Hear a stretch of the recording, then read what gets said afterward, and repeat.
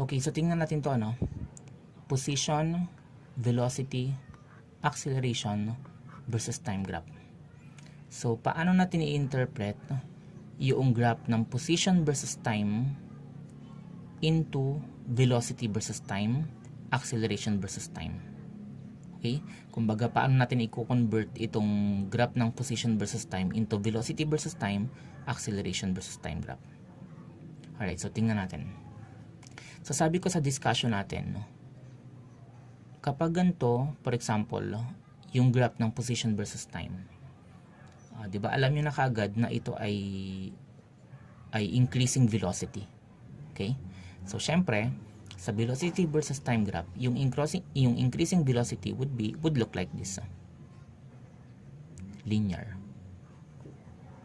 Okay? So, ayan. Ngayon, sa acceleration versus time graph naman, yung linear na velocity na to is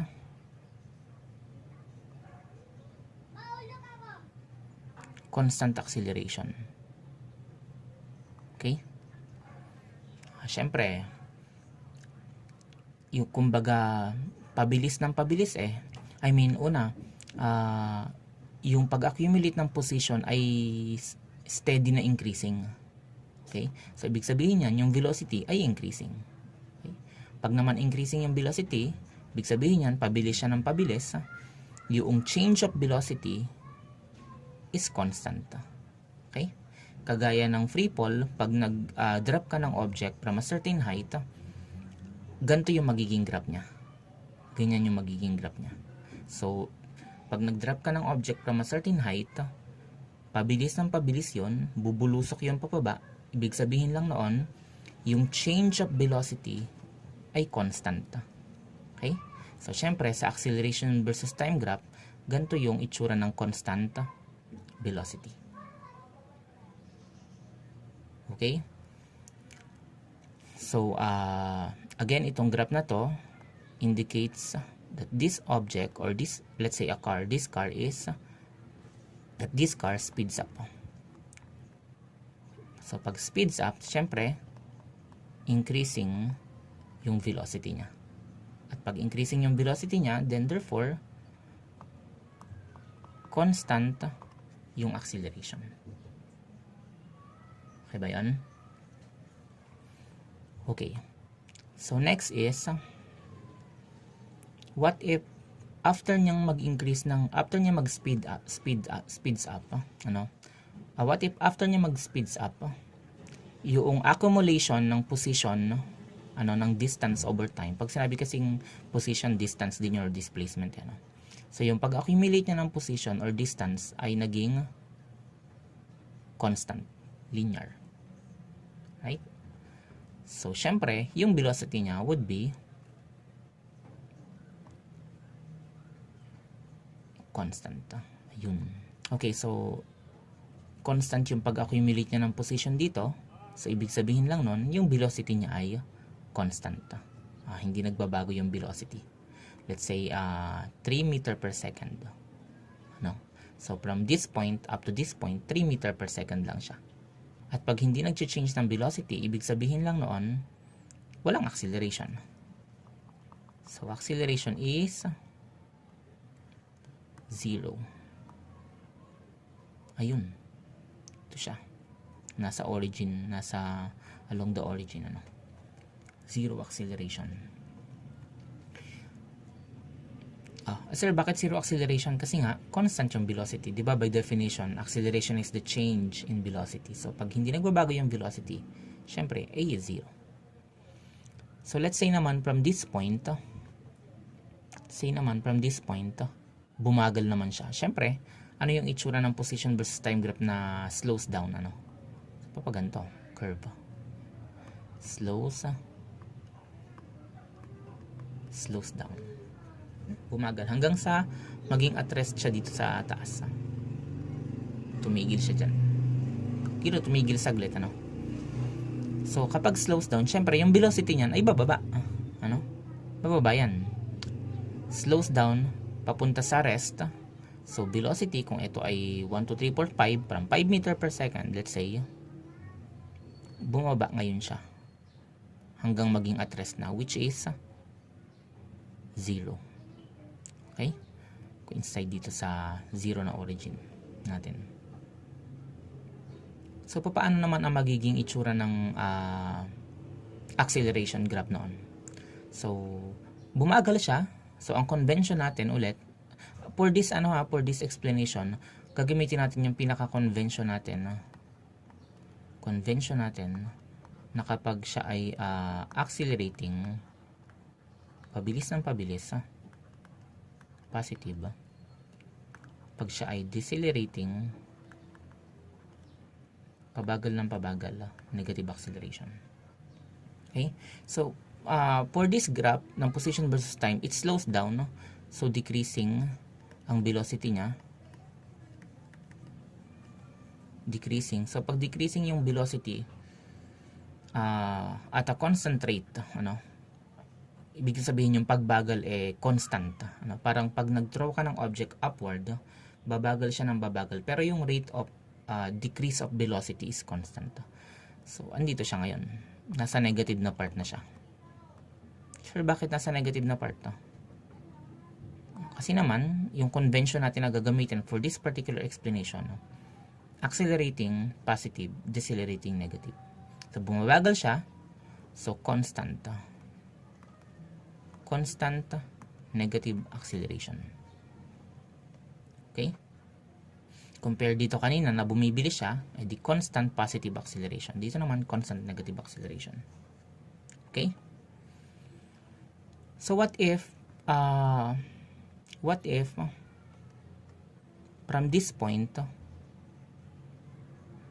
yung pag-accumulate niya ng position, yung pag-accumulate niya ng distance or displacement over time naman, ay umunti. Okay? So, from rest, siguro bumalik siya sa origin, sa pinanggalingan niya. So, yung displacement niya, yung position niya, ay nag-decrease. Okay? So, ito, nag-decrease pababa. So, nag-decrease yung position. Tingin ko, lumiko siya, pabalik sa origin. Pwede mo siyang i-interpret ng ganun para lang ma-imagine niyo. So, paano yung velocity niya? So, ang magiging velocity niya would be increasing. Siyempre, from rest ka dito di ba? So, itong point na to is from rest. Huminto ka saglit. And then, from rest, bumilis ka. Nag-accumulate ka ng position. Bumibilis ka hanggang dito, mabilis ka na. So, from rest, bumibilis ka. So, velocity would be increasing. Ayun. Velocity is increasing. Okay, pero negative ang velocity mo. Kasi syempre, pabalik ka sa origin Sana na-gets yun So, from rest, unti-unting bumibilis. Unti-unting bumibilis. So, yung velocity mo dito is increasing, pero nasa negative na side. Bakit nasa negative na side? Kasi naman, yung position niya ay pabalik doon sa origin niya. Velocity is negative. So, kapag ganon, increasing yung velocity at a constant rate, the acceleration is constant. Okay? Pero ilagay natin siya sa positive side. Because by convention, pag accelerating, pabilis ng pabilis is positive. Okay? So, constant. Constant. Sir, ba't naging constant? Kasi, yung pag-increase ng velocity ay constant over time. Okay? Pag constant yung increase ng velocity, ibig sabihin, constant yung change of velocity, which is acceleration. Okay, sa acceleration versus time graph, constant yan. Straight line. Na horizontal. Right? So, from this point naman, say,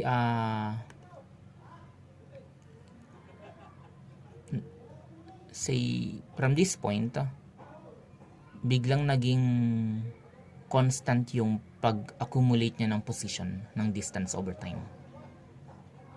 Okay? So, from rest, mabagal, bumilis ng bumilis ng bumilis, from here, naging constant na ngayon yung accumulation ng position over time. Pero pabalik pa din sa origin, ha? Pababa pa din kasi eh. Oh. Pababa pa din kasi eh. So, pababa ka pa din ng position mo, pabalik ka sa origin. So, ang velocity niyan would be constant. Pero negative pa din kasi nga pabalik ka.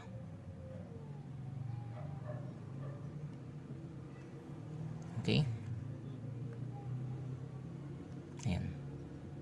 So, ito yung velocity mo. Constant to. Right? So, kapag constant yung velocity mo, syempre, yung acceleration mo is, kagaya na sabi ko kanina, constant velocity means zero acceleration. Zero acceleration. Kagaya dito. Constant velocity, zero acceleration. Constant velocity, zero acceleration. Okay? And then, after niya mag-accumulate ng constant position over time, what if, ibang color. What if, bumagal na ulit siya? Yung pag-accumulate ng position over time, medyo bumagal yung accumulation. Pero again, negative pa din kasi pabalik pa din siya sa position eh. Sa original position niya eh. So, pababa pa din. Pababa pa din tong graph ng position versus time graph. Okay? So, ibig sabihin lang nito, yung velocity niya is from negative, kasi at this point class, you have to understand ha, at this point, rest na ulit siya. Okay, so at rest. Right? Kasi, ibig sabihin, hindi ka na mag-accumulate dito ng position over time. Andiyan ka na lang, na-stuck ka na dyan. So, ibig sabihin,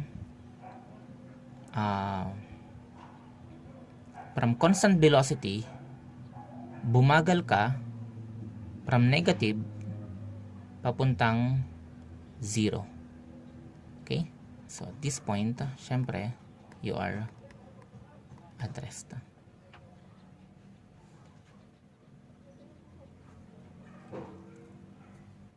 So, yung change of velocity mo decreases. So, pag decreasing velocity, ibig sabihin, acceleration is negative. Okay? So, constant negative acceleration. Kasi decreases ka eh, yung velocity. So, constant negative acceleration. Okay, so that's it. So, sana na-gets nyo yun.